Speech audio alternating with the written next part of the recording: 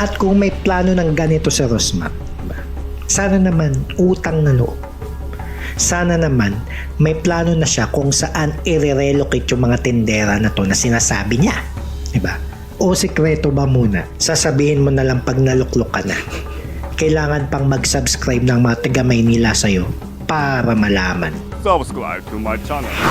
Isa pa po, nakikita ko po kasi sa Tondo na ang dami pong mga nagtitinda sa bangketa, sa kalsada, na kung ako lang po ipapipiliin, kung may isang lugar po na pwede silang pagsama-samahin doon, na sa una pwede silang librihan ng renta, tapos kapag kumikita niya po sila, saka sila singilin ng pakonti-konti. Yes, maganda yan.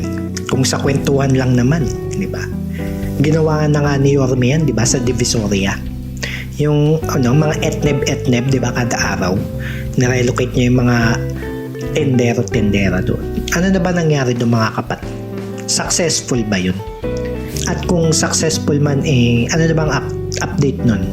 Ganun pa rin ba o balik na ba sa dati?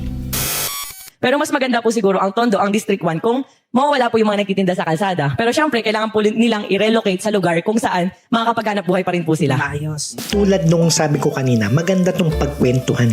Parang yung mga babarkadang nagpaplanong ng outing, di ba? Tapos di matuloy-tuloy. Pero nakaka-excite. Diba? Nakaka-excite. At kung may plano ng ganito sa Rosmar, sana naman utang na loob.